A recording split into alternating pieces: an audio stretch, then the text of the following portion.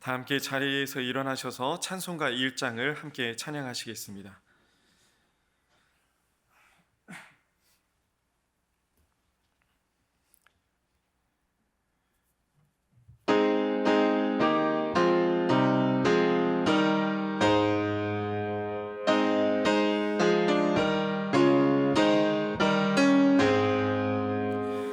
만복의 근원 하나님, 온 백성 찬송 드리고 저 천사여 찬송하세. 찬송 성부 성자 성령.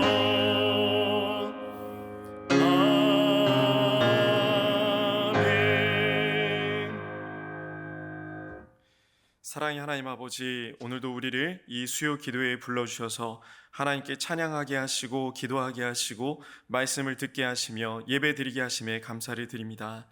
오늘도 나를 부르시며 나를 초대하시고 나에게 말씀하시는 나의 하나님의 음성을 꼭 듣고 돌아가게 하여 주옵소서. 말씀이 마음 가운데 삶 가운데 심겨져 하나님 나와 함께 동행하심을 매일매일 체험하는 삶을 살게 하여 주옵소서. 모든 것을 맡겨드리며 사랑 많으신 예수님의 이름으로 간절히 기도드립니다. 아멘. 자리에 앉으셔서 찬송가 289장을 찬양하시겠습니다. 289장입니다.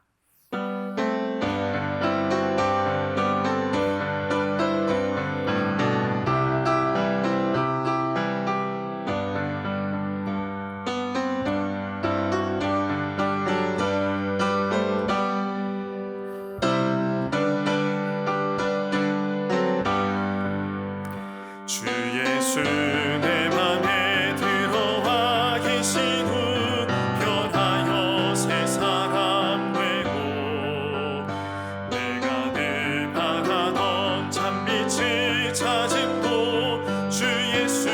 내 맘에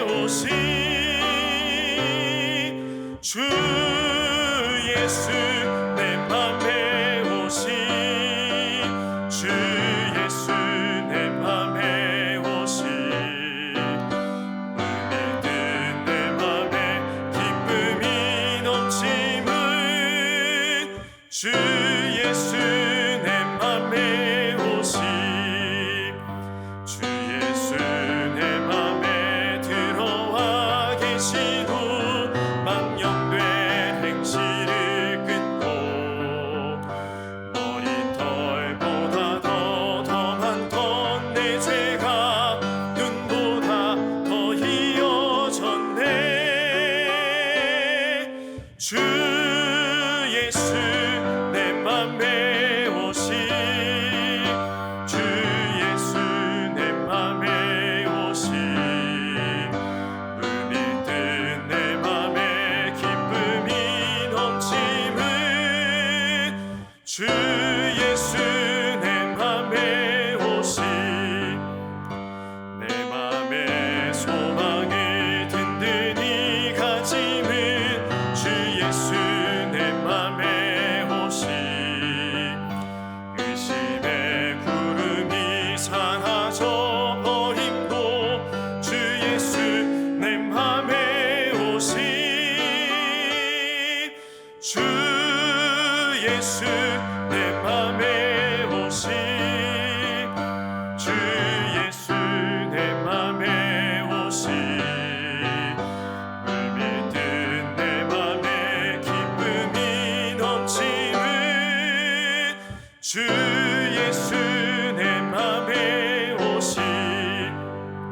사망의 음침한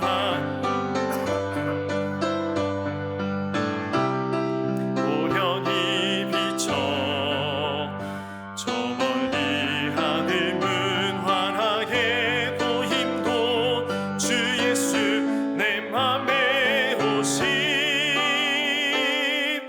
주 예수 내 맘에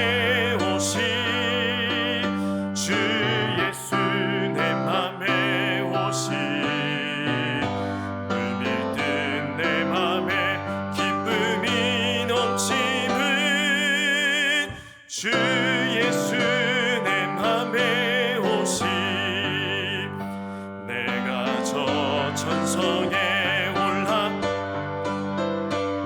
주 예수 내 맘에 오시 천성에 올라가 주님을 뵈리니 그 기쁨 비길 데 없네 주 예수 내 맘에 오시 주 예수 내 맘에 오시 믿은 내 맘에 기쁨이 넘치는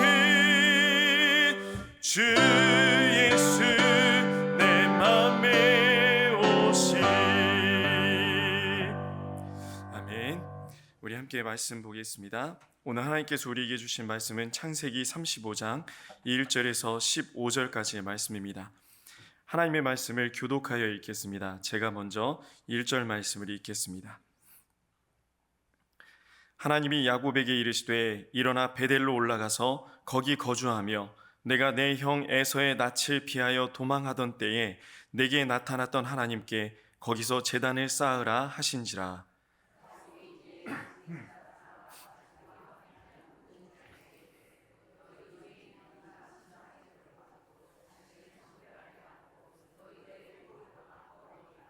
우리가 일어나 베델로 올라가자 내 환난 날에 내게 응답하시며 내가 가는 길에서 나와 함께 하신 하나님께 내가 거기서 제단을 쌓으려 하노라 하매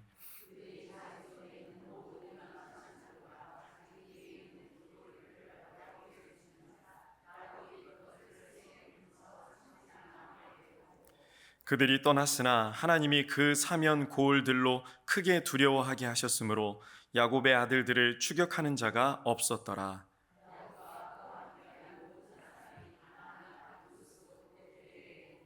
그가 거기서 제단을 쌓고 그곳을 엘 베델이라 불렀으니 이는 그의 형의 낯을 피할 때에 하나님이 거기서 그에게 나타나셨음이더라.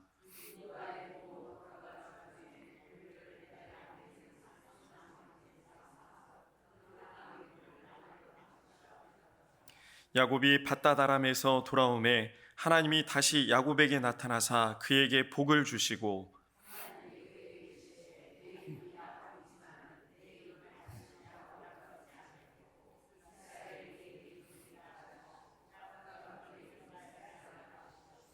하나님이 그에게 이르시되 나는 전능한 하나님이라 생육하며 번성하라 한 백성과 백성들의 총회가 내게서 나오고 왕들이 내 허리에서 나오리라.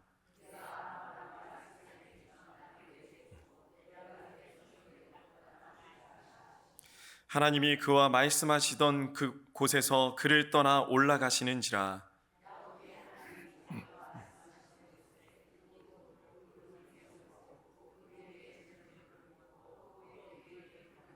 함께 읽습니다. 하나님이 자기와 말씀하시던 곳의 이름을 베델이라 불렀더라. 아멘. 한참 오래전에 개봉했던 영화인데요. 밀양이라는 영화 혹시 보셨습니까? 영화배우 송강호 씨와 전도연 씨가 주연을 맡았던 영화였고 특히 우리 기독교계에 큰 반향을 일으켰던 영화였습니다. 이 영화에서 다음과 같은 장면이 나옵니다. 주인공인 전도연 씨가 젊은 나이에 남편을 잃고 7살쯤 되던 아들을 키우고 있었습니다. 그런데 아들이 그만 유괴가 되어 죽는 사건이 벌어집니다. 이 충격으로 심각한 우울증을 앓고 있던 중에 우연히 한 상가교회에 들어가게 됐고 그 교회에서 큰 은혜를 체험하게 돼서 계속 출석을 하게 되었습니다. 오랫동안 예배를 드리던 중에 많은 사람들이 전도연 씨의 이야기를 듣고 용서해야 된다, 용서만이 살 길이다 라는 이야기를 들려줬습니다. 그래서 이 주인공이 범인을 용서해야지 내가 이 고통에서 진짜 벗어날 수 있겠구나 하는 마음에 범인을 찾아갑니다. 범인이 갇혀있던 교도소에 찾아가서 면회를 신청해서 만났습니다. 근데 범인의 얼굴이 너무 밝았습니다. 평안했습니다. 평온했습니다.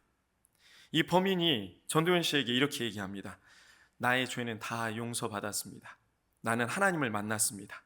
하나님께서 내 죄를 다 용서해 주셨습니다 라고 얘기를 합니다. 이 이야기를 듣고 교도소를 나오던 전도연 씨가 기절하는 장면이 나옵니다. 영화 안에서의 이야기입니다. 실제로 있던 일은 아니지만 비슷한 일들이 개인적으로 또 단체로 일어나기도 합니다. 이 범인이 정말 하나님을 만났다면, 정말 새롭게 된 사람이라면, 정말 구원받은 사람이라면 자신이 죽인 아이의 어머니 앞에서 어떻게 얘기해야 됐을까요? 나는 용서받았습니다. 나는 하나님을 만났습니다라고 얘기하는 게 맞을까요? 아들을 잃고 비통해하는 어머니 앞에서 자신의 신앙을 고백할 것이 아니라 눈물로 사죄해야 되지 않았을까요? 우는 자들과 함께 울고 웃는 자들과 함께 우는 것이 우리 예수님의 마음이고 우리가 또 따라야 될 예수님의 마음인데, 이 뻔뻔함을 담대한 믿음의 고백이나 선포로 여기는 사람들이 있습니다. 우리도 말은 하지 않았지만 하나님 앞에 이렇게 뻔뻔하게 나아갈 때가 더러 있습니다. 이렇게 자극적이고 극단적인 모습은 아니지만 말씀을 면죄부로 여기며 살아갑니다. 방종을 자유로 착각하며 살 때가 더러 있습니다. 이 시간 말씀을 들으며 한번 스스로의 마음을 돌이켜 봤으면 좋겠습니다. 사도 바울이 이렇게 선포했습니다. 보라, 이전 것은 지나갔다. 새 것이 되었다. 라고 이야기합니다. 보라 라고 이야기했지만 이두라고 번역된 이 헬라어는 이야, 우와 라는 감탄사입니다. 사도 바울이 너무 행복했습니다. 이전엔 내가 예수 믿는 사람들을 핍박했는데, 예수님을 핍박했는데, 보라, 이전 것은 지나갔다. 진짜 새 것이 되었다. 라고 감탄하며 소리 지르는 장면이 보라, 새 것이 되었도다라는 말씀입니다. 우리가 예수님 안에 있을 때, 우리가 예수님 안에 살 때에 이 일이 가능합니다. 새롭게 될 수 있습니다. 우리가 예수님 안에 있을 때 예수님의 사랑이 우리를 강권하십니다. 우리를 강력하게 이끌어 가십니다. 우리를 과거의 슬픔과 좌절과 원망에서 벗어나 하나님께서 주시는 진짜 기쁨과 자유함을 온전히 누릴 수 있는 정말로 새롭게 된 존재로 만들어 주십니다. 이것을 우리는 거듭남이라고 이야기합니다. 예수님 안에 있을 때만 가능합니다. 예수님 밖에 있을 때는 결코 가능하지 않습니다. 우리가 무엇을 해도 가능하지 못합니다. 아무리 기도를 하고 아무리 찬양을 하고 아무리 예배를 드리고 성경을 천독 만독을 해도 예수님 안에 있지 않는다면 불가능한 일입니다. 예수님 안에 있는 사람은 여전히 죄 가운데 있을 수 없습니다. 말과 행동에서 철저하게 죄를 배제하려고 애를 씁니다. 심지어 마음과 생각까지도 예수님 안에 있으려고 발버둥 치는 것이 예수님 안에 있는 새롭게 된 사람의 삶입니다. 보라, 이전 것은 지나갔다 라는 말씀을 내 삶에서 경험하려면 이전 것을 버려야 합니다. 괴로운 생각들, 슬픈 사건들, 고통스러웠던 순간들, 이런 것들은 버리고 싶습니다. 그래서 이런 것들은 누가 버리지 말라 그래도 버리고 싶기 때문에 버리는 것이 수월한 일입니다. 그러나 아직 벗어버리기에는 아까운 것들은 버리기가 힘이 듭니다. 세상에서는 여전히 가치가 있습니다. 사람들이 이렇게 얘기합니다. 그거 너 버릴 거야? 그럼 나 줘. 이런 것들 때문에 우리가 하나님의 사람으로, 믿음의 사람으로 사는 것을 중단할 때가 많이 있습니다. 물질 때문에, 또 인간관계를 계속 이어가기 위해서 이것을 중단하는 일이 참 어렵습니다. 차라리 더럽고 냄새나고 혐오스러우면 버리기가 수월할 것 같습니다. 그런데 이런 것들은 참 보암직합니다. 먹음직합니다. 언젠가는 필요할 것도 같습니다. 어디 보이지 않는 곳에 잘 보관해 놨다가 필요할 때 꺼내 쓰고 싶습니다. 우리가 진정 예수님 안에서 예수님의 사랑으로 새롭게 되었다면 다시는 그 자리에 가지 말아야 합니다. 다시는 그 일을 하지 말아야 합니다. 또 다시는 그 사람 만나지 말아야 합니다. 그런데 그렇게 다짐하고 결단했는데 어느새 우리는 그 자리에 또 가 있습니다. 또 그 사람을 만나 또 그 일을 하고 있는 나를 보게 됩니다. 끝까지 참으시고 끝까지 기다려주시는 하나님께 다시 나아가면 되죠. 또 용서해 주실 거니까요. 또 용납해 주실 거니까요. 돌아온 탕자처럼. 이상하지 않습니까? 목사님, 그 말씀이 맞긴 한데, 하나님의 사랑이, 예수님의 사랑이 그 사랑이 맞긴 한데 그건 아닌 것 같습니다 라는 생각이 들지 않으십니까? 진심이 아닌 것 같습니다. 이런 마음은 하나님을 우습게 여기는 마음입니다. 나를 향하신 하나님의 신실하심과 사랑하심을 악용하는 것입니다. 하나님께서는 우리의 중심을, 마음을, 또 진심을 다 아십니다. 탕자는 진심이었습니다. 그 마음을 아버지가 알았던 겁니다. 어느 정도로 진심이었습니까? 나를 아들이라 부르지 말아 주십시오. 내가 감당하지 못하겠습니다. 나 그냥 종으로 여겨주십시오. 라고 이야기했습니다. 이것이 이 탕자의 진심이었습니다. 그래서 용서받을 수 있었습니다. 다시 아들로 불릴 수 있었습니다. 죄는 그럴 수도 있는 것이 아닙니다. 죄와 회개, 회개와 죄, 끊임없이 다람쥐 쳇바퀴 돌듯 돌아가는 것이 아닙니다. 반드시 우리가 끊어내야 되는 것이 죄입니다. 끊어내야 됩니다. 벗어버려야 합니다. 그래서 본문에서 하나님께서 야곱을 부르셨습니다. 야곱은 가나안으로 돌아온 이후에 영적인 나태함과 죄 가운데 빠져 있었습니다. 좌절과 고통을 겪고 있었습니다. 이전에 야곱이 형 에서를 피해 도망쳤을 때 광야에서 돌베개를 베고 자다 하나님을 만났습니다. 그곳의 이름을 하나님의 집 베델이라 불렀습니다. 야곱은 이곳에서 이렇게 서원했습니다. 하나님, 내가 다시 가나안에 돌아오게 되면 이곳에서, 이 베델에서 하나님의 집을 짓고 예배드리겠습니다. 11조를 드리겠습니다. 서원했습니다. 그러나 돌아온 야곱은 베델로 가지 않고 세겜이라는 땅에 머물렀습니다. 고통을 자처했던 겁니다. 하나님과의 약속을 스스로 어겼습니다. 누가 어길 수 있는 상황을 만들어준 것도 아니었고 어기라고 권면한 적도 없었습니다. 그러나 야곱은 자신도 모르는 사이에 하나님과의 약속을 어기게 된 것입니다. 이 세겜이라는 땅에서 어떤 사건이 벌어졌습니까? 딸 디나가 세겜 사람들에게 강간을 당했습니다. 고통이 시작됐습니다. 이 과정에서 자신의 아들들이 세겜 사람들에게 복수하겠다고 이들을 살육했던 일도 벌어졌습니다. 가나안의 다른 민족들과 갈등과 긴장감이 극에 달했습니다. 언제 우리도 이들에게 죽임을 당할지 모른다.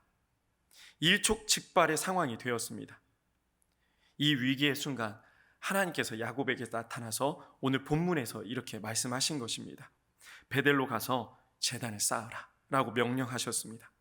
이 말씀을 듣고 야곱이 정신이 번쩍 들었을 것 같습니다. 아, 내가 하나님께 서원한 것이 있었는데, 내가 하나님께 맹세한 것이 있었는데, 이제 도망자 신세가 끝나고 형에게 생명의 위협을 받았던 비극이 끝나면 베델에 하나님의 집을 짓고 하나님께 예배 드린다고 했었는데, 아마 이 서원이 생각났을 것입니다. 야곱은 베델로 가기 전, 하나님께 나아가기 전에 옛것을 버리기로 작정했습니다. 우리 오늘 본문 2절 말씀을 함께 읽겠습니다. 2절 말씀입니다. 야곱이 이에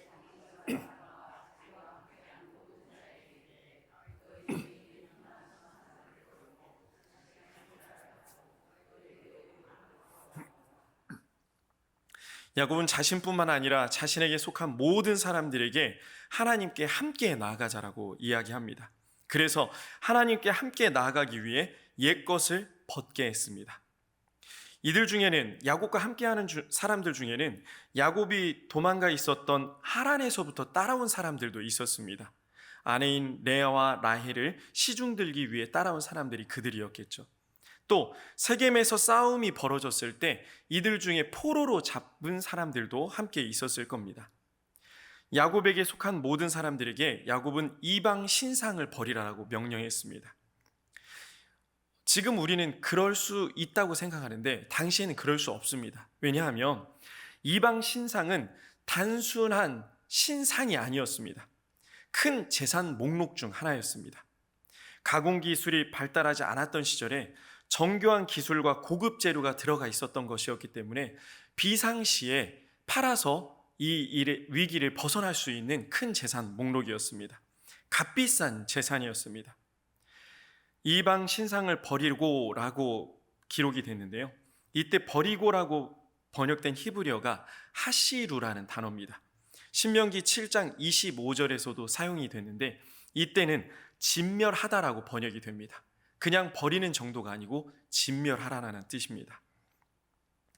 야곱은 자신의 재산 중에 상당량을 차지하고 있었던 이 이방 신상을 완전히 진멸해 버리라고 명령했습니다. 하나님께 나아갈 때 이 정도 각오가 있어야 되는 겁니다. 있는 모습 그대로 하나님께 나아가자는 이야기 많이 들으셨죠? 연약함 그대로 우리를 사랑하신 하나님 앞에 나아가자. 부족하지만, 연약하지만 하나님은 이런 나를 용납해 주신다. 맞습니다. 그러나 이 이야기는 죄를 들고 악을 품고 그대로 하나님께 나아갈 수 있다는 이야기는 아닙니다. 야곱은 이방 신상을 버리고 스스로를 정결하고 입던 의복까지 바꾸라라고 명령했습니다. 새로운 옷을 입기 위해서는 지금 입고 있는 옷 버려야 됩니다. 이렇게 버릴 것은 버리고 벗을 것은 벗고 끊어낼 것은 끊어내고 베델로 나아가자라고 자신과 함께하고 있는 사람들에게 말했습니다. 야곱에게 속해 있는 사람들은 야곱의 말대로 행했습니다. 이렇게 행합니다. 창세기 35장 4절 말씀입니다. 함께 읽겠습니다.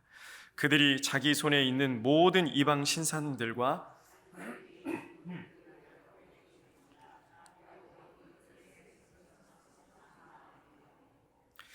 야곱은 이방 신상들만 버리라라고 얘기했는데 사람들은 귀에 있는, 즉 자신을 치장하고 있던 장신구까지 다 벗어서 야곱에게 넘겼다라고 기록합니다. 이 귀고리도 아마 이방 신상과 거의 급을 같이 하는 우상 숭배의 도구로 사용됐던 것으로 추정이 됩니다. 야곱은 이것들을 상수리나무 아래 묻었습니다. 여기서 잠깐 의문이 생깁니다. 상수리나무 아래 묻었으니 필요할 때 다시 꺼냈을 수 있겠구나라는 생각이 들 수 있겠죠. 지금 당장 하나님께 나아가기 위해서 여러분 잠깐 묻어둔 것들이 있으십니까? 지금 당장은 하나님의 사람으로 살기 위해, 지금은 당장 예배 드려야 되니까, 지금 당장은 내가 이 일을 섬겨야 되니까 일단 묻어두고 나중에 필요해지면, 비상사태가 되면 그때 유용하게 사용할 수 있겠지라고 묻어둔 것들이 혹시 있으십니까? 이렇게 우리가 오해할 수 있는데요, 야곱이 묻었다는 의미는 이렇게 묻었다라는 의미가 아닙니다. 타민이라는 단어인데요, 감추다라는 뜻도 있지만 이런 의미도 있습니다. 다시 찾지 못하도록 숨기다, 완전히 폐기하여 소멸시키다라는 의미가 있습니다. 다시 돌아보지 않겠다라는 의미입니다. 야곱은 다시 이것들을 찾지 못하도록 타민이라는 조치를 취했습니다. 쉬운 일이었을까요? 보암직도 했을 텐데요, 먹음직도 했을 텐데요, 그럴듯했을 텐데요, 유용했을 텐데 야곱은 타민이라는 조치를 취했습니다. 그렇게 옛것을 벗어버린 야곱은 가족들과 자신에게 속한 모든 사람들과 함께 베델로 갔습니다. 드디어 이제서야 진짜로 하나님 앞에 나아갔던 겁니다. 7절에서 야곱은 제단을 쌓고 이 베델을 엘 베델이라고 불렀습니다. 엘은 하나님을 뜻하는 히브리어죠. 엘을 2번이나 붙였습니다. 하나님을 강조했다는 이야기입니다. 9절에서 10절까지 해서 하나님께서 야곱에게 이전에 야복강가에서 주셨던 축복을 다시 한번 주십니다. 어떤 축복입니까? 내 이름을 다시는 야곱이라고 부르지 마라, 사기꾼이라고 부르지 마라, 속이는 자라고 부르지 마라, 이스라엘이라고 불러라, 하나님과 겨루어 이긴 자라고 불러라 라고 2번째 명령을 내리셨습니다. 진짜 약속이 성취되는 순간입니다. 이스라엘이라는 뜻은 하나님의 패배를 의미하지 않습니다. 하나님의 사랑, 하나님의 용납이 듬뿍 담겨있는 애칭입니다. 사랑입니다. 이어서 11절에서 12절에서는 야곱의 후손 중에 왕이 나오고 아브라함과 이삭에게 주었던 방대한 땅을 야곱의 후손들에게도 주실 것이라는 약속의 말씀이 다시 한번 기록이 됩니다. 야곱은 하나님께 제사를 예배를 드리며 지금 있는 이곳, 그곳의 이름을 베델이라고 다시 부릅니다. 우리 창세기 35장 15절 말씀도 같이 읽어보겠습니다. 하나님이 자기와 말씀하시던 곳의 이름을 베델이라 불렀더라라고 하니까 베델이라고 불렀던 것 같죠? 와이크라라는 단어인데요, 외쳐 부르다, 소리치다라는 뜻입니다. 그러니까 베델이라고 자신이 낼 수 있는 가장 큰 소리로 외쳤겠죠. 이미 이전에 베델에서 야복강가에서 하나님을 만나 축복의 말씀을, 약속의 말씀을 들었습니다. 은혜를 입었습니다. 이미 하나님의 사람이었습니다. 이미 거듭난 사람이었습니다. 그러나 야곱은 삶에서 벗어야 될 것을 벗지 못하고 살아왔습니다. 버려야 될 것을 버리지 못하고 끊어야 될 것을 끊지 못하고 세겜에 계속 거주하고 있었습니다. 그래서 온전히 은혜를 누리지 못했습니다. 이제야 야곱은 이전 것을 완전히 벗어버리게 됐습니다. 이전 것을 완전히 끊어내게 됐습니다. 벗어버리는 것이 당연한 것들이었습니까? 버리는 것이 당연히 버려도 되는 것이었습니까? 아닙니다. 아까운 것들이었습니다. 가치 있는 비싼 것들이었습니다. 지금 버리면 다시는 찾지 못하는 탐인이라는 조치를 내려야 됐습니다. 그러나 야곱은 하나님께 나아가기 위해 이것들을 다 벗어버렸습니다. 이것들을 다 끊어버렸습니다. 2025년이 이제 2주밖에 남지 않았습니다. 믿어지십니까? 너무 세월이 무섭습니다. 저보다 신앙의 선배들 또 선배님들도 많으시고 인생의 연배도 훨씬 많은 분들도 많으신데 저도 너무 무섭습니다. 이제 저도 내년에 47이 되는데 눈 깜빡하면 50이 된다고 생각하니 돌아온 인생이 허무함도 살짝 들기도 하고요. 아쉬움도 조금 들기도 합니다. 물론 은혜로 가득 채워주신 하나님을 온전히 발견하지 못한 제 연약함 때문이죠. 2025년 여전히 끊지 못한 것들이 있다면 이 시간 말씀을 의지해서 끊어내시길 바랍니다. 2025년 내 발목을 여전히 묶고 있는, 내 발목을 여전히 족쇄처럼 움켜잡고 있는 것들이 있다면 벗어버리시길 바랍니다. 이 모습 그대로 2026년을 맞이하지 않기를 소망합니다. 여전히 이렇게 살고 있는 우리의 모습을 하나님 보시면 어떻게 생각하실까요? 나는 너에게 이미 이스라엘이라 불렀는데, 나는 너를 이미 사랑한다 이야기했는데, 나는 너를 이미 나의 아들, 나의 딸로 삼았는데, 우리는 여전히 하나님의 백성으로 살지 못하고, 우리는 여전히 하나님의 아들, 딸로 살지 못하고, 우리는 여전히 죄의 자리에 뒹굴고 있지는 않습니까? 예수님께서 말씀하셨습니다. 돼지가 그 흙탕물에 다시 들어가는 것처럼 구르지 말라라고 얘기하십니다. 그런데 우리는 그 흙탕물에 다시 들어가 다시 구르고 있는 삶을 여전히 살아가고 있습니다. 우리가 하나님의 사람으로, 믿음의 사람으로 살기 위해서 무엇을 버렸고 무엇을 끊으셨습니까? 하나님의 자녀로 사는 일 쉽지 않습니다. 내가 당장 끊었어도 또 내일 우리를 유혹하는 일들이 벌어집니다. 세상은 우리가 하나님의 자녀로 살도록 그냥 내버려 두지 않습니다. 호락호락하지 않습니다. 또 다시 그것을 통해서 유혹합니다. 그 보암직도 한 것으로, 그 먹음직도 한 것으로 아깝지 않았니? 라고 다시 우리를 그 자리에 넘어지게 만듭니다. 그러나 우리 믿음의 사람들은, 하나님의 아들, 하나님의 딸인 우리들은 끝까지 하나님의 자녀로 살아야 됩니다. 그러니 이제 벗어버리십시오. 이제 끊어내십시오. 이제 그곳에서 나오시길 바랍니다. 언제 어디에서나 하나님의 자녀인 우리를 포기하지 않으시고 항상 함께 하시는 하나님을 믿고 소망합니다. 그 하나님의 은혜가 우리를 붙잡고 있으니 우리는 끊어낼 수 있습니다. 이겨낼 수 있습니다. 하나님 안에서 살 수 있습니다.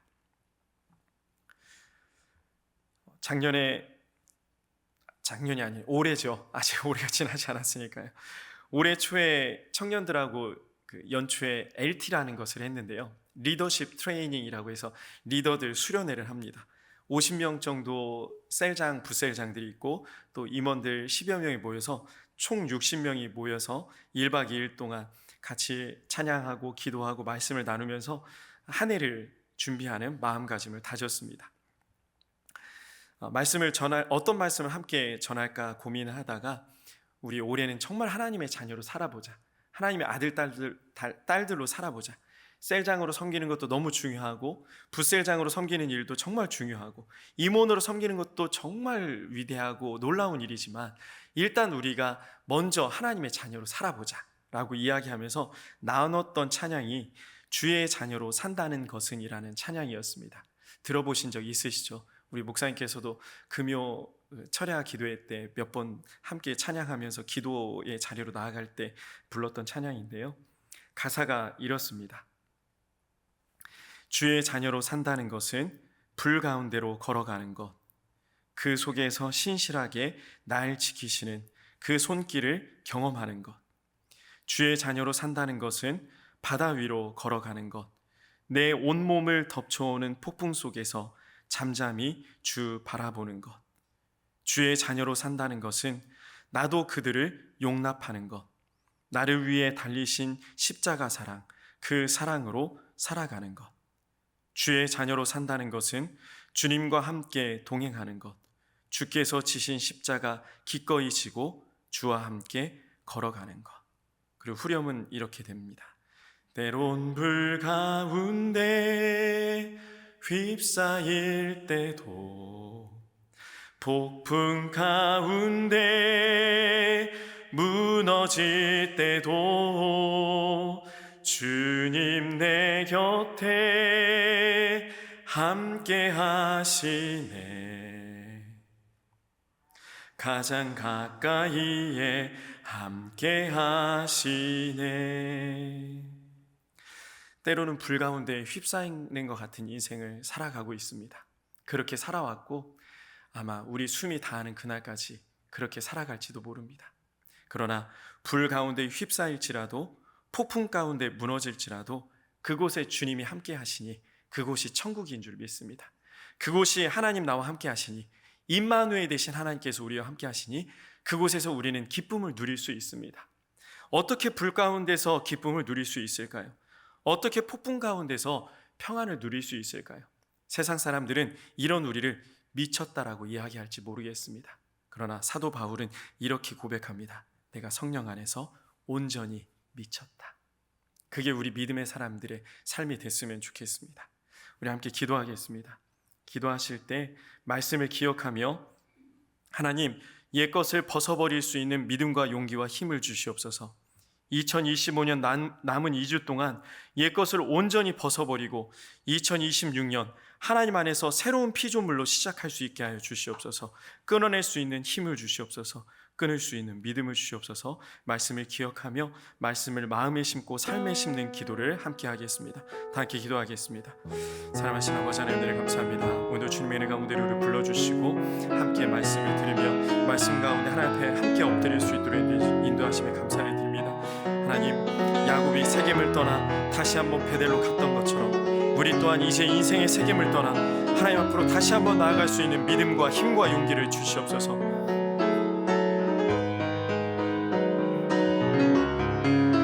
2025년 남은 2주 동안 우리에게 주어진 삶의 모든 자리에서 옛것을 온전히 벗어버리고 이제 새롭게 맞이할 2026년 하나님 안에서 온전한 새로운 피조물이 되어 하나님의 아들로, 하나님의 딸들로 담대하게 당당하게 살아갈 수 있도록 인도하여 주시옵소서.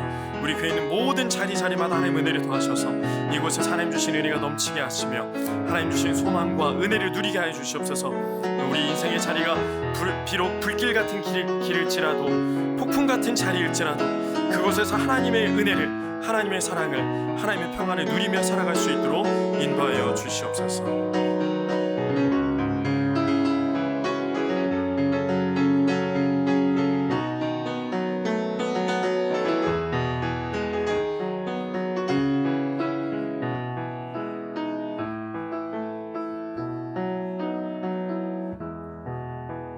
사랑하신 아버지 하나님, 은혜 진심으로 감사를 드립니다. 죽을 수밖에 없는 우리를 아직 죄인 되었을 때 사랑하셔서 우리를 위해 대신 죽어주시고 이제 우리에게 구원의 기쁨을, 소망을 선물해 주셨기에 우리가 이 자리에 있는 줄 믿습니다. 주신 믿음을 굳게 붙잡고 믿음의 사람으로 숨이 다하는 그날까지 살아가게 하여 주시옵소서. 2025년 남은 2주 동안에도 하나님 안에서 살게 하시고 새롭게 시작되는 2026년 온전한 하나님의 사람으로 새로운 피조물로 시작할 수 있도록 우리의 옛것을 온전히 벗어버리게 하여 주시옵소서. 사랑하신 예수님의 이름으로 간절히 기도드립니다. 아멘. 네, 교회 소식 전해드리겠습니다. 돌아오는 토요일 12월 20일 토요일 오후 4시에 본당 예루살렘 성전에서 교회학교 성탄 발표회가 있습니다. 많이 오셔서 또 함께 기쁨을 누리시길 바랍니다. 하반기 유아 세례 신청이 있습니다. 봉사지체 선한 이웃을 위한 물품 기증 후원을 받고 있습니다. 다문화계 외국인 예배 차량 운행 봉사자를 모집하고 있습니다.